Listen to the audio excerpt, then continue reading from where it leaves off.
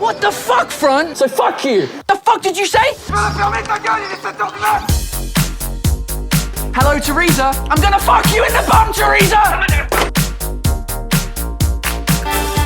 Vodka martini au shaker, pas à la cuillère.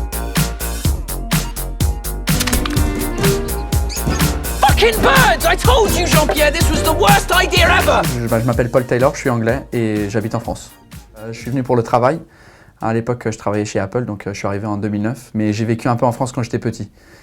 Donc c'est peut-être pour ça que j'ai pas trop d'accent stéréotypique britannique. What's that noise anyway? Like you're sucking a small dick. But you've got to do the noise, because otherwise you sound like an idiot if you just go... C'était un sketch que je faisais sur scène et du coup avec Robert, le co-créateur de la série qu'on fait actuellement, c'est lui qui m'a demandé de faire, il m'a poussé à faire la vidéo sur un sketch que je faisais sur scène et du coup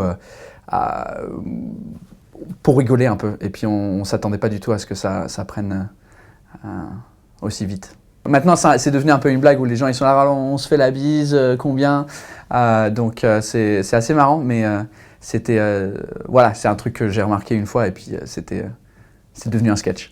I mean, in theory, it should be a fantastic experience, Jean-Pierre, but it's not. It's like drinking in hell. Why is that, Paul? I'm glad you fucking asked. It's shit for 3 reasons. Après la bise, au bout d'une semaine et demie, quand ça avait vraiment pris, on a été contacté par Canal+ pour ils ont aimé le concept d'un Anglais qui râle un peu sur les trucs très français, les traditions françaises et en fait c'est parti là-dessus sur une mini-série pour voir si c'était possible. On a vraiment carte blanche sur on choisit les sujets. Au début, il y a beaucoup de réunions au début avec auteurs, producteurs, etc.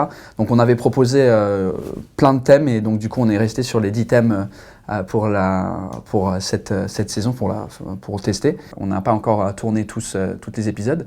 Et après, mon spectacle, je vais le continuer jusqu'à au moins décembre et puis probablement l'année prochaine. Et pour l'instant, c'est tout.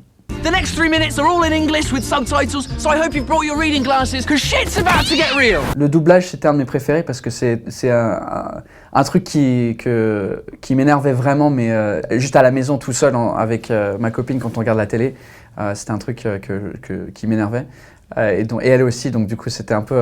et comme c'était bien, parce que comme c'est la premier cours, comment on dit ça? Show programme court de Canal+ en anglais pour des Français, ça avait du sens que le premier épisode soit sur le doublage et pourquoi on fait une série en anglais plutôt qu'en anglais doublé ou en français. Quand j'ai quitté mon boulot stable, entre guillemets, mon premier but c'était de gagner un salaire SMIC.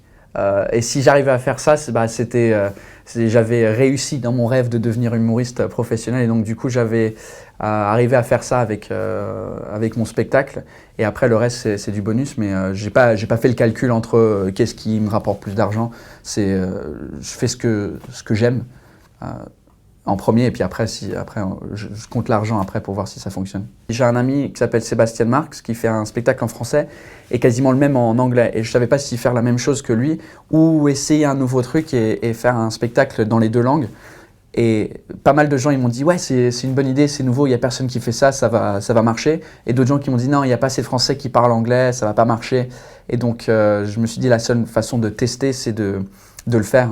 Et en fait, le contenu du spectacle, ça vient des 3 ans que je fais des plateaux en français et en anglais. Donc c'est un peu toutes les blagues que j'ai créées ensemble dans un spectacle avec une petite histoire dedans. So tell those people to fuck off and just enjoy watching things in English. Sinon, vous regardez ce qui vous plaît. Hein. The fuck did you say?